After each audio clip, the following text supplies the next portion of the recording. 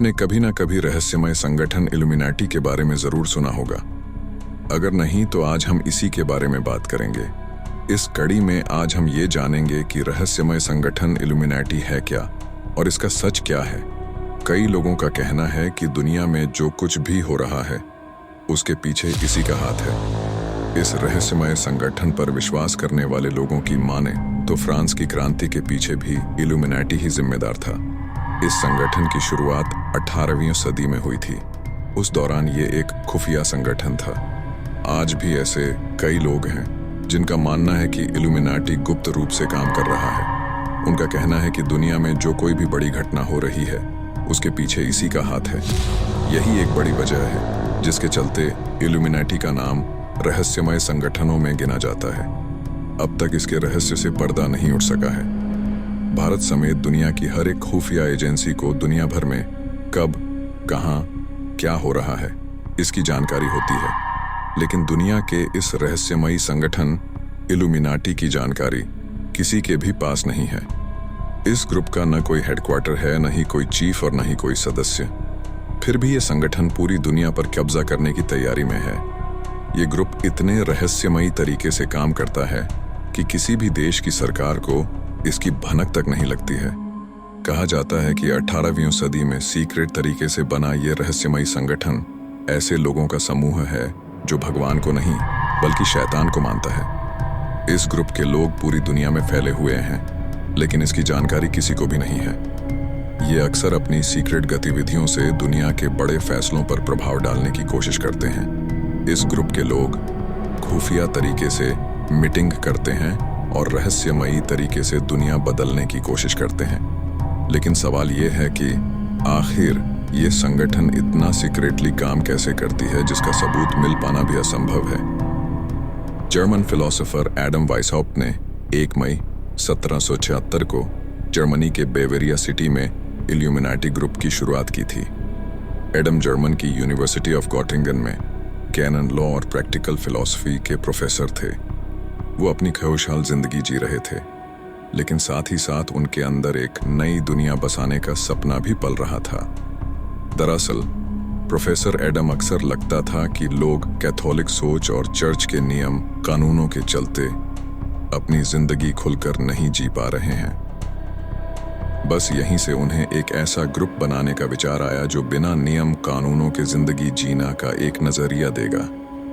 कहा जाता है कि एडम वाइसहाउप्ट ने 1776 में एक सीक्रेट मीटिंग रखी जिसमें उन्होंने एक नई सोसाइटी बनाने के संबंध में लोगों के समक्ष अपने विचार रखे थे। इस दौरान मीटिंग में उनकी यूनिवर्सिटी के 5 लोग भी शामिल हुए थे। इस दौरान इस मूड पर गहन विचार विमर्श हुआ और सबकी सोच मिलने के बाद इल्यूमिनाटी ग्रुप की शुरुआत हुई। 5 लोगों के साथ शुरू हुआ यह सिलसिला देखते ही देखते 100 लोगों के पार कर गया। 1 साल के भीतर ही करीब 3000 लोग इस ग्रुप से जुड़ चुके थे। इस ग्रुप के संस्थापक एडम वाइसहाउप्ट ने ही इसे इल्यूमिनाटी नाम दिया था। इल्यूमिनाटी एक लैटिन शब्द है जिसका हिंदी अर्थ है ऐसे लोग जो दूसरों से ज्यादा ज्ञानी होने का दावा करते हैं। एडम ने धार्मिक नियमों के बिना जीने वाले लोगों के लिए कुछ नियम भी बनाए थे। इनमें से एक नियम ग्रुप से जुड़े लोग भगवान के खिलाफ होकर शैतान लूसीफर को पूजा करेंगे।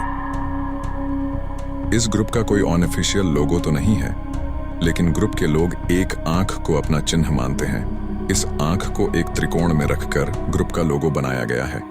हालांकि सीक्रेट सोसाइटी होने के कारण कभी इस पर आधिकारिक मुहर नहीं लग सकी। शैतान की पूजा करने वाले इस ग्रुप के लोग धीरे धीरे भगवान को मानने वालों के खिलाफ होने लगे और उनके साथ बुरा व्यवहार करने लगे। इस दौरान इस ग्रुप के लोग काला जादू का सहारा भी लेने लगे थे। शैतान को खुश करने के लिए ये लोग इंसानों की बलि देते थे और आत्माओं को गिरवी रखते थे। इस दौरान जो लोग ऐसा करते थे, इल्यूमिनाटी ग्रुप के लोग उन्हें सर्वश्रेष्ठ समझते थे। दुनिया के कई देशों में एबॉर्शन गैर कानूनी था, लेकिन इस ग्रुप के लोग एबॉर्शन को बढ़ावा देने लगे। इतना ही नहीं, इस ग्रुप के लोगों के लिए आत्महत्या करना भी एक मामूली सी बात बन गई थी। सन 1778 के अंत में जब इस ग्रुप के लोग आम जनता पर हावी होने लगे तो जर्मन सरकार ने इनके खिलाफ सख्त कदम उठाने शुरू कर दिए। इस दौरान सरकार ने इस ग्रुप से जुड़ने वाले हर शख्स को सजाए मौत देने का फरमान सुना डाला। बावजूद इसके इल्यूमिनाटी की गतिविधियां रुकी नहीं। अब ये पहले से भी ज्यादा रहस्यमयी तरीके से अपना एजेंडा चलाने लगा। इसके बाद जब सरकार ने इस ग्रुप से जुड़े लोगों के घर में छापा मारना शुरू किया तो इनके घरों से एक ट्रांसपेरेंट इंक बरामद हुई।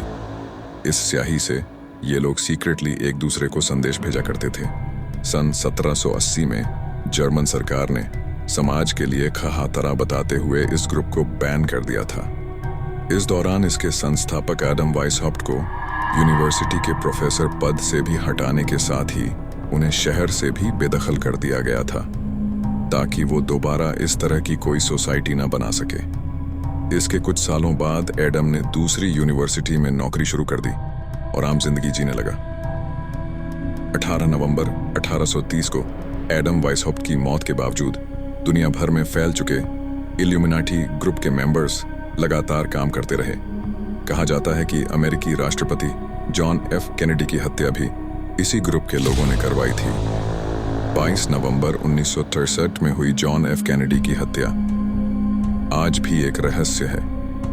बताया जाता है कि कैनेडी की हत्या से ठीक पहले एक संदिग्ध महिला के हाथ में कैमरा की तरह दिखने वाली एक पिस्तौल थी। ये लेडी कौन थी और कहां से आई थी, ये आज भी एक राज है। बाद में इस महिला को बबुश्का लेडी के नाम से पहचान मिली। समय समय पर यह ग्रुप इतने रहस्यमयी तरीके से काम करता रहा है कि कभी किसी को इसके खिलाफ को सबूत तक नहीं मिल सके। इसके अलावा फ्रांस की क्रांति में भी इल्यूमिनाटी ग्रुप का ही हाथ बताया जाता है। आज भी इल्यूमिनाटी ग्रुप से जुड़े लोग रहस्यमयी जिंदगी जीते हैं। अमेरिकन सिंगर कैटी पेरी पर भी इस ग्रुप से जुड़े होने के आरोप लगे हैं। कैटी अपने कई म्यूजिकल एल्बम और अवार्ड नाइट परफॉर्मेंस में इल्यूमिनाटी से जुड़े चिन्ह को प्रदर्शित कर चुकी हैं। इसके अलावा Justin Bieber, Miley Cyrus, Madonna, Britney Spears, Lady Gaga, Kanye West, Kim Kardashian, Eminem और यो हनी सिंह जैसे सेलेब्स पर भी इस ग्रुप से जुड़े होने का शक है।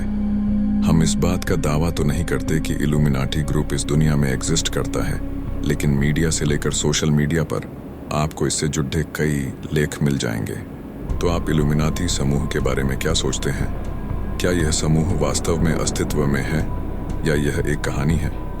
कृपया अपनी राय कमेंट में ज़रूर दें और साथ ही वीडियो को लाइक और चैनल को सब्सक्राइब भी करें। ऐसी ही एक रहस्यमयी कहानी के साथ मिलते हैं अगले वीडियो में।